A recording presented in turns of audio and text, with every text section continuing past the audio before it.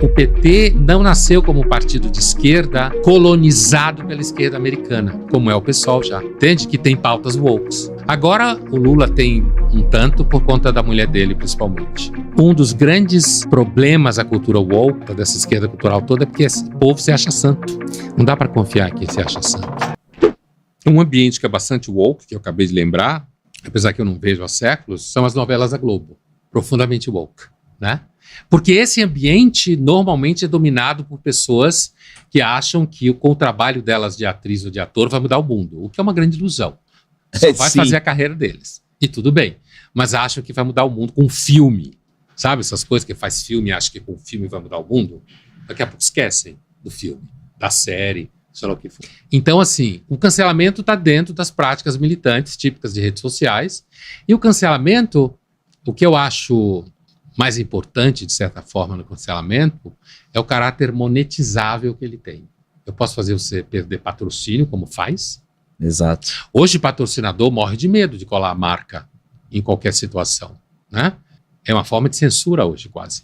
Perde patrocínio, perde emprego, perde relações sociais, perde ambiente de trabalho, melhor dizendo, perde ambiente no trabalho, principalmente dependendo de onde você trabalha, né? Você trabalha no âmbito cultural, isso com certeza. Então, esse cancelamento, que é onde o cancelamento importa, é porque, na realidade, você cancela esse e outro que pensa como você pode tomar o lugar, inclusive porque se a empresa colar a marca num desses movimentos wokes, ela acha que está fazendo um bom branding, certo? É claro que depende do público, do target dela, mas assim, é visto por muitas empresas, inclusive porque eu participei algumas vezes de reuniões de planejamento estratégico em agências, isso há muitos anos, sei lá, 10 anos atrás, mais um pouco. E eu sempre achei as discussões nas agências de publicidade, o povo do planejamento estratégico, eram discussões bem inteligentes, bem legais. Por quê? Porque os caras tinham que descobrir como vender aquela porra para aquele grupo, certo? Então ele não podia ficar querendo fazer com que aquelas mulheres ou aqueles homens fossem outra coisa do que eles são. O que eles queriam é compra esse negócio aqui, porque senão o cliente tira a verba, certo? Bom, só que o que aconteceu de lá para cá é que os próprios publicitários viraram woke. É um dos territórios mais woke que existe hoje. O território da cultura como um todo. Perfeito. Né? E o que acontece? Então, a própria publicidade e os próprios caras que trabalham com marketing, com branding, estão dentro dessa patota. E aí, quer dizer, quando você contrata pessoas que muitas delas têm justamente esse posicionamento. Então eu não estou dizendo que isso vai ficar para sempre, ou que os Estados Unidos parece um pouco cansado, não só por causa do Trump. Esse fenômeno de empresas pisarem um pouco no freio da influência woke começou antes do Trump. Trump ser eleito, eu quero dizer, Sim, não antes dele ir para a política. O que significa que talvez o movimento tenha ajudado ele a eleger o Trump, mas ele já existia antes do Trump virar lei.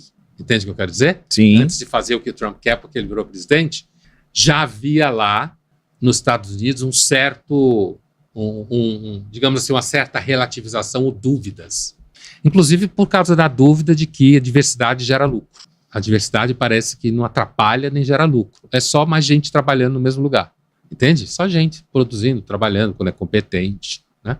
Então, aqui no Brasil, que tem um mercado desse tamanho, né? Que é pobre, inclusive nisso, aqui você perde o emprego porque você foi cancelado, é difícil arrumar emprego. Hoje isso começa a mudar um pouco, em alguns casos, por causa de podcasts, abre um pouco esse espaço, né? E também porque você começa a ter alguns veículos de mídia, marcas, não vou citar nenhuma delas aqui, que, de repente, trazem pessoas que não têm um pensamento woke. Mas se elas sofrerem cancelamento pesado e se elas forem processadas, aí as próprias marcas mandam ela embora. Mesmo que não sejam marcas associadas ao pensamento woke. Você entende bem o que eu estou dizendo? Sim. Né? Então, assim, né? Então, mas hoje você já tem alguns espaços em que você pode... Eu mesmo, na Folha, critico isso o tempo inteiro. Então, muito bem. Tem espaço para posições diferentes. Né? Tanto é que quando saiu o teu artigo, veio a nossa audiência mandando para mim, falando, olha só o que o Pondé falou na Folha. Eu olhei e falei, caramba, Que legal! É porque todo mundo acha que a Folha é de esquerda. E quem é de esquerda acha que ela é de direita. Quem é de direita acha que ela é de esquerda. E professor, quando que o woke caiu, né? O pessoal da esquerda, da política falou, opa, é agora. É agora que eu vou pegar isso aqui pra mim. O pessoal da esquerda começou a abraçar o woke. Falei, isso aí vai ser parte também da minha política. Veja, aqui no Brasil a gente tem um exemplo didático muito bom. É a diferença entre o PT original e o PSOL. Uma questão geracional. Uma questão geracional, entendeu? A diferença entre o PT e o PSOL. Ou seja, o PSOL, um partido mais novo, com pessoas mais jovens que foram entrando nele, e o PT não tinha essa pauta woke. Agora o Lula tem um tanto por conta da mulher dele, principalmente, aparentemente, né? Eu não vi nenhuma tese que prove isso, mas é o que se fala, né? Pelas declarações dela, inclusive. Então essa é uma diferença. Você tem uma diferença geracional importante, entendeu? A esquerda não nasceu woke. A esquerda nasceu no século XIX. Ela queria sangue. Ela queria sangue, guerra, né? Violência, revolução pela violência. O PT nasceu como partido sindical. A velha esquerda, entre aspas. A velha esquerda. Esquerda chão de fábrica. Exatamente, com apoio da esquerda católica, fundamental na fundação do PT, Perfeito. no final da ditadura. Enquanto que o PSOL, ele já nasceu nessa onda. Então é uma questão geracional importante, em que o PT não nasceu como partido de esquerda colonizado pela esquerda americana, como é o PSOL já. Entende? Que tem pautas wokes. Inclusive ali do Boulos, das campanhas, teve o hino cantado com linguagem neutra. Sim, foi ruim Foi, né? em termos de campanha. Foi, porque... Mas é aí que tá vendo onde bate a redução cognitiva? Você tá querendo ganhar voto. É isso aí. E aí você põe uma linguagem neutra, com exceção de 3 pessoas olham e falam, mas que coisa esquisita. Umas 3, 4 pessoas não acham, o resto acha, né?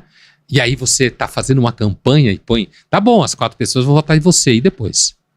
Ô, professor, você citou a questão do Trump e a gente repercutiu desde o ano passado muitas empresas que têm recuado em políticas de diversidade, até mesmo cancelado setores de diversidade. Sim, desinvestido, né? Exato, que é o que eles chamam de setor DEI, diversidade, equidade e inclusão. Então a gente tem McDonald's, Walmart, Boeing, Meta, Amazon, Bud Light, que são de vários setores diferentes e estão excluindo esses departamentos.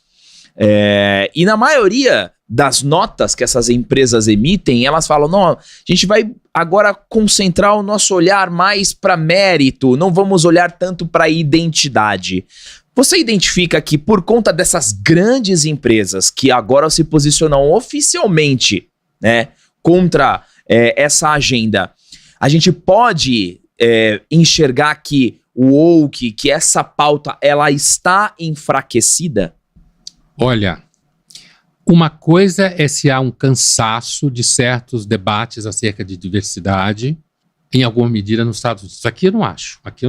Aqui ainda tá... Não acho. É que o Brasil é sempre mais atrasado, né? Mas e aqui o mercado é muito pequeno, né? E se há, de fato, como parece, haver uma convergência entre setores, inclusive presenciais, e a eleição do Trump, no sentido de uma relativização dessas pautas wokes aí, é uma coisa. Agora, é claro que muitas empresas podem, e provavelmente têm feito isso, para agradar o Trump. E se amanhã, inclusive com o Trump, todas as cagadas que o Trump está fazendo com os tarifaços, né? Mas assim, se amanhã é eleito um democrata, talvez muitas dessas empresas voltem, porque inclusive ganham dinheiro, financiamento, certo? Do Estado, voltem com as pautas. Então, eu não acho que isso significa que isso tudo foi para o ar, para o saco, melhor dizendo, nos Estados Unidos. Mas nesse momento parece que há, porque aí começa a ter artigo, é escrito, eu não sei quem se manifesta. Livro. Né? Livro é escrito. Então, isso começa a virar uma onda.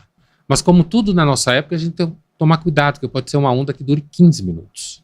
O que reforça a ideia que pode haver um certo desconforto com pautas woke são pessoas que votam e têm votado claramente em candidatos muito conservadores, inclusive em termos de costume. no sentido de dizer, a gente não quer isso aqui. Isso pode ser significativo em alguma medida. Ainda que na Europa, por exemplo, isso cruze muito com a recusa dos imigrantes, dos refugiados. Então, não fica tão claro assim. Então, eu não acho que dê para dizer com certeza que isso é um fenômeno que acabou, inclusive porque as universidades que geraram isso nessa escala continuam produzindo discursos assim.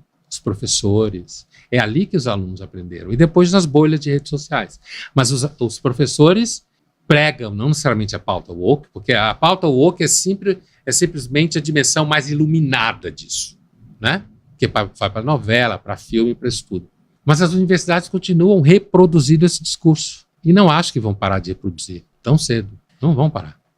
Qual vai ser o futuro dessa esquerda? Porque o identitarismo, ele talvez seja uma pauta até mais violenta, o woke seja uma pauta mais violenta do que a velha esquerda no sentido teórico. Sim. No prático, não. É que a gente ainda não viu também o revolucionário woke. Se bem que é difícil, né? Você imaginar um woke com uma tocha de cabelo azul, né? Enfrentando ali com um tanque e tudo, né? É uma discussão cultural, né? É difícil a gente ver essa galera tentando tomar o poder. Quer emprego como roteirista. Isso aí. Entendeu? Então, como é que você analisa? Você acha que vai ter um choque da velha esquerda e da nova esquerda? Ou a velha esquerda pode usar? Porque os caras são mestres nisso. Mas você acha que aquele papo do proletário no mundo hoje, onde todo mundo é PJ, MEI, já sabe qual é o preço do café, o preço da picanha e tudo mais? O ovo. Então, você acha que o que sobrou para a esquerda é o woke e eles vão daí com esse discurso? A esquerda se levou um baque muito grande com a decadência da União Soviética e a violência da Revolução Chinesa, cultural chinesa, né? E a China ter virado um país comunista, mas na realidade é capitalista, né? E selvagem. Sem democracia, e selvagem. E a Rússia, a União Soviética acabou, quebrou, né? E foi desmoralizada por conta de todos os crimes, principalmente no período stalinista. Então a esquerda ficou viúva. Além do fato de que, à medida que o capitalismo foi diversificando produtos de consumo e ampliando a possibilidade do proletário viajar, por exemplo, ter TV a cores, como se falava nos anos 70, ou ter celular, como se fala já há uns 10 anos no Brasil, isso criou uma certa acomodação dentro da estrutura social. Então, eu acho difícil hoje a esquerda voltar a ser o que ela era no 19 ou no começo do 20, na primeira metade do 20. Sabe? Teve uma parada entre a esquerda histórica proletária, como você falou, e a esquerda woke, que foi a esquerda colonial, anticolonial, que está aí até hoje, né? Que aparece no debate da Guerra do Oriente Médio, certo? Que é a esquerda que cresceu muito nos anos 60, 50, vinculada ao combate à Guerra do Vietnã, certo? É que hoje todo mundo esqueceu disso, mas foi um período que a esquerda, perdido a pauta econômica, começou a concentrar forças nos países e nos povos colonizados. A África, a América Latina não teve muita força porque foi colonizada no século XVI, XVII, já está muito longe. Mas a África, que foi posteriormente, mesmo a Ásia, a extrema Ásia, isso ficou muito importante, né? Essa crítica colonial, como se fala, pós-colonial. A ideia de que se você é, por exemplo, um árabe, o que você fala é mais importante do que se você é um inglês cristão. Parece interseccionalidade, né? Sim. Né? Então, agora eu acho difícil essa esquerda histórica conseguir voltar aos palcos da história. Apesar que tem uns partidinhos, assim, que continuam fazendo esse discurso, né? Mas, assim, proletário não faz roteiro, cara. E quando alguém é proletário e começa a ganhar dinheiro com música, ele pode até fazer música com um discurso revolucionário, mas ele está na indústria da música. Como falam os americanos, está playing ball. Certo? Está ali dentro, fazendo negócio, ficando rico. Ele pode fazer o que ele fizer, pode fazer o discurso que ele quiser, mas ele está ali, certo? Aceitou certas regras do jogo, está ganhando dinheiro e está mais com as redes sociais, né? Então, esse proletário raiz não faz sucesso fazendo música. Como eu disse, a produção de roteiro é fundamental para a pauta woke, porque é onde você escreve a história. Certo? Você escreve a história, o que vai acontecer, o que acontece com os personagens, o que eles falam, que palavras eles falam, né? Então, acho que é muito difícil Isso provavelmente é uma consequência das transformações da relação entre capitalismo e suas contradições, como falava o Marx. O capitalismo transformou suas contradições em mercadoria, criou um mercado para isso. Se a cultura woke está morrendo lentamente por overdose de virtude, Pondé, será que sua decadência significa que finalmente podemos voltar a ser honestos sobre nossas mentiras favoritas? Olha só. Parece coisa de Nelson Rodrigues. Olha, primeiro, não sei se a cultura woke está morrendo. Eu falei isso aqui algumas vezes. Eu não acho que dá para dizer isso com segurança. Perfeito. Né? Porque ela continua se reproduzindo num universo educacional, universitário, nas escolas, na produção intelectual, no mundo da cultura. Então, não dá para dizer que ela está morrendo. Acho que é muito cedo, né? E nem acho que necessariamente vai morrer no futuro próximo, eu quero dizer. Então não acho que dá para dizer isso. Agora, ele falou uma coisa de virtude aí que é importante. É assim, a virtude, você nunca pode falar da sua própria virtude. Porque virtude, quem fala da sua virtude é o outro. Perfeito. Né? Jesus Cristo falou isso várias vezes, que a sua mão esquerda não sabe o que a sua mão direita faz. Ou seja, você não pode ficar anunciando, né, sua própria virtude. Que eu acho que é especificamente um dos grandes equívocos e pecados, no sentido metafórico, da esquerda, principalmente a woke. Se acham santos. Você não pode levar a sério ninguém que se acha santo. Nunca. Nem os santos se achavam santos. É fundamental dizer isso. Os santos não eram santinhos. Então, quem se acha santo, quem se acha puro, você deve se relacionar com cuidado com eles. Na realidade, essa é a minha crítica mais profunda a essa esquerda. Porque a esquerda bolchevique, ela não se achava santa. Inclusive, não tinha nada de santa mesmo, né? Mas ali não havia essa ideia de santidade moral, ética e política que hoje a esquerda tem. Entende? Que vem muito do puritanismo americano, não é à toa que é uma esquerda americana, né? Essa radicalidade em gestos e comportamento, muito repressiva. Então, acho que é importante essa colocação no sentido de que um dos grandes problemas da cultura woke, politicamente correta, dessa esquerda cultural toda, é porque esse povo se acha santo. Não dá para confiar em quem se acha santo. Daí, quando ele fala das mentiras, não sei o quê, me lembra o Nelson, que certa feita comentou sobre o seu livro, O Casamento, que ficou censurado há algum tempo, que é uma história escandalosa, como as histórias do Nelson. Ele falou, mintam por misericórdia. Você não pode falar a verdade o tempo inteiro, principalmente quando se relaciona a costumes, afetos, famílias. Se não mentir, quebra tudo. Ou seja, o Nelson era um autor super complexo. Ele não estava fazendo um discurso da mentira antes que alguém diga isso por aí. Hoje a gente tem que fazer disclaimer o tempo inteiro, é cansativo. Isso é verdade. Mas assim, é a ideia de que as relações são permeadas por zonas de sombra. Não é preto no branco. Principalmente quando está falando de família, que era o caso muito do Nelson no caso. É uma história de família, né, o casamento. Então, eu não sei se está em decadência e se, com a decadência, se superaria a hipocrisia da cultura woke. Porque já lá atrás, quando eu citava Jesus Cristo aqui no começo, de repente vão achar que eu estou pregando hoje, eu sou seguidor do Frei Gilson, né? Mas assim, já lá atrás, já aparece essa crítica ao sujeito que ficava rezando e dando esmola na esquina para ser visto. Isso é uma das críticas comuns da figura de Jesus Cristo, assim como de apóstolos, dos apóstolos dele, né? É uma tensão, essa ideia de que você não se salva só pelas obras. O que importa é onde seu coração está. Se o seu coração está em eu quero expor, já ferrou, certo? Então a hipocrisia é muito velha, o wokeismo é só uma forma nova de hipocrisia. E que hoje, como a cultura tem impacto financeiro muito grande no mundo e político, tem de ser uma hipocrisia forte. Mas na época de Jesus Cristo também era, os fariseus eram hipócritas. E eles eram bem fortes.